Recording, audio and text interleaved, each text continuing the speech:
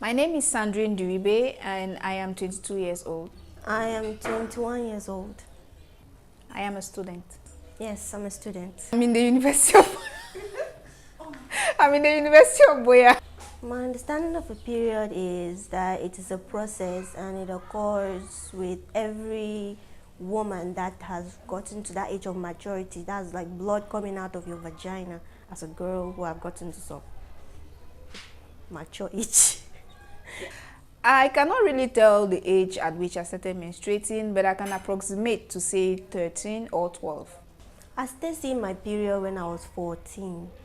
At the beginning, I was not able to afford pads. That is why I actually did not even know that there were things that existed as pads. So what I started using at that time was the leaves for my exercise book.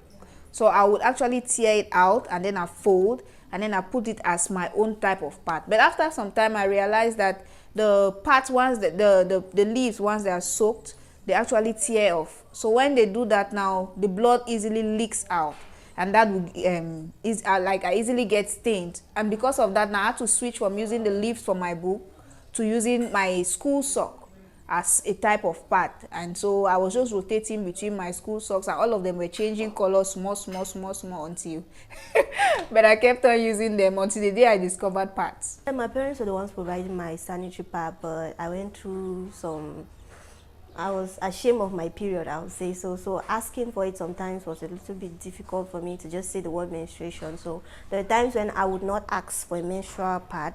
I would prefer to use like cloths, cotton to pad myself than just tell my mom or my father that I need pad for this month. So in a situation where I don't have access to pads, I already have it in mind that socks can be used.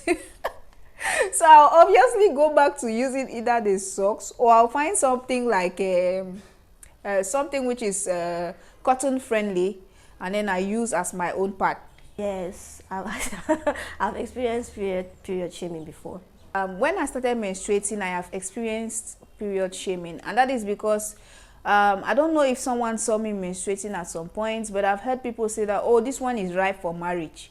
And so because of that now, it made it such that whenever I was menstruating, I'll try my possible best to ensure that nobody knows that I'm even menstruating. I think the whole idea or the whole reason why I had to use the leaf for my exercise book for a very long period of time is because I did not want people to know that I am ripe for marriage. I don't know if that makes sense, but I did not want people to just think that I was already at that age. So I prefer to just stay where I was.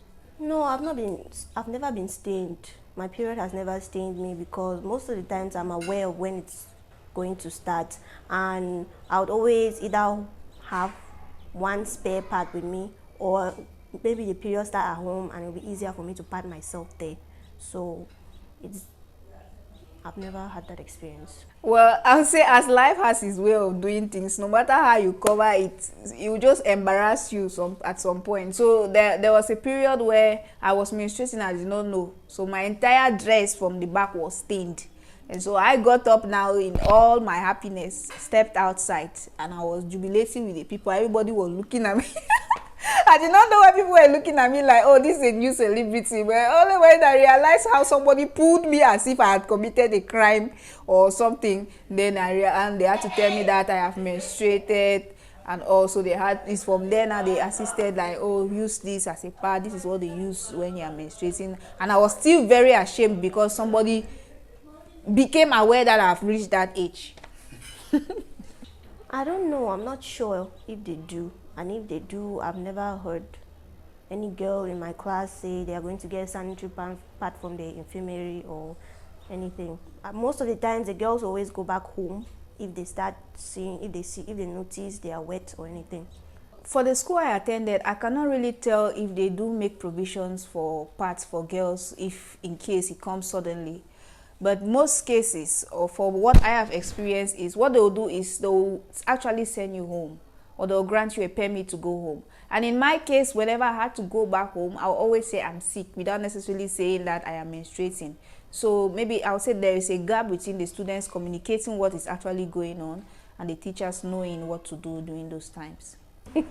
I am not comfortable at all talking about it. It's really hard for me, especially from the very beginning.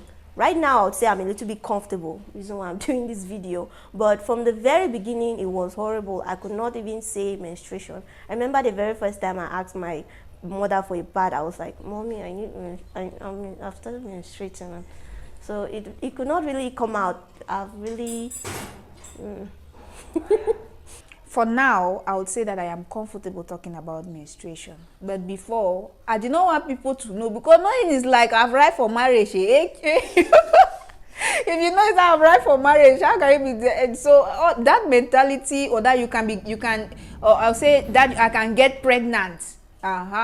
So that in that case now they will start looking at, so this one can get pregnant. So all of that I could not. But for now, I would say I'm 100% comfortable to talk about menstruation. No, I've never had to miss school because of my period. I have been to school and then left from school because of my period. And that was as a result of menstrual cramps, severe menstrual cramps.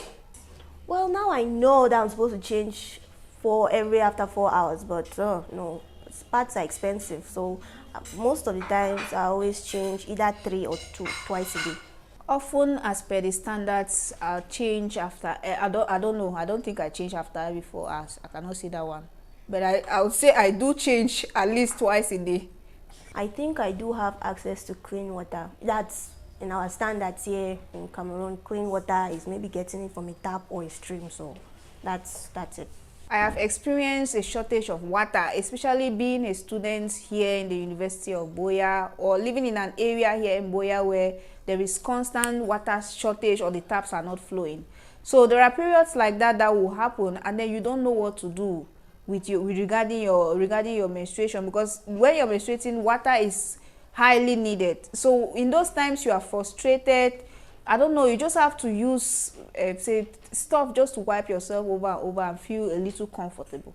No, I don't experience cramps during menstruation, but I do have this there are times when I lose my appetite when I'm menstruating, or I just feel like there are bubbles. I gas a lot, like bubbles in my stomach, so I don't feel the cramps, so that's what I get. I do experience cramps, not just mild cramps. I experience severe cramps, very severe cramps. I go through a lot of pains. I have high temperature. I go through a lot during this period, and the remedies that I've used so far have been paracetamol. That's because I've seen people use it for fever, or for just when they have fever they use it, so I thought it could help with reducing the pain.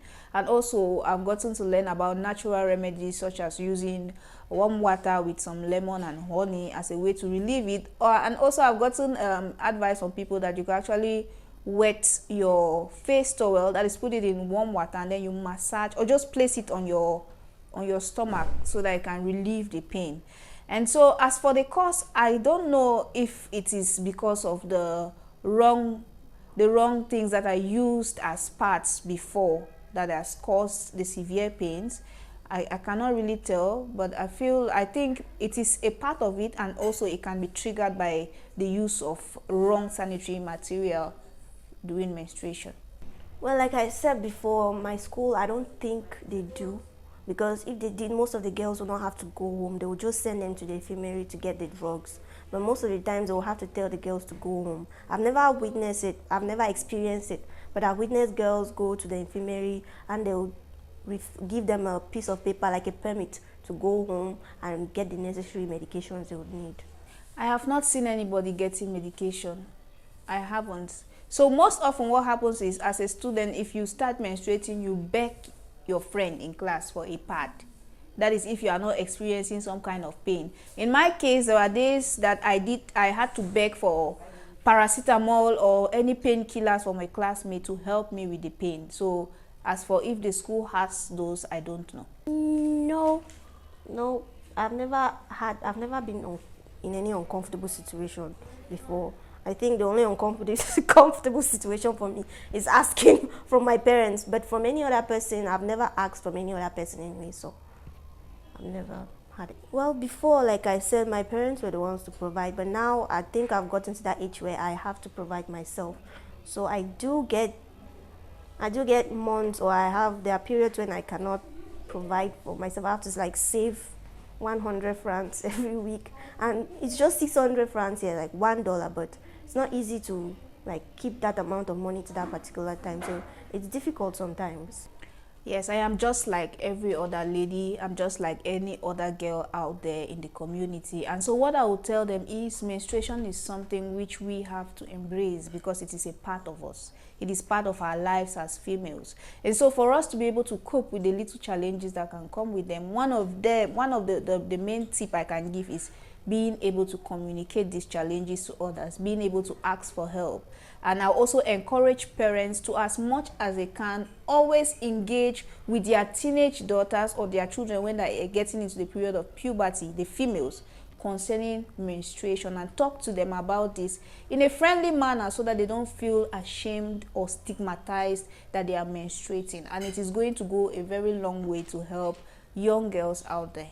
I am Sandrine Diribe, and I stand with the fact that we all should say no to period shaming, no to the stigma during menstruation, and it is time for us to take action towards promoting the One Girl, One Part campaign.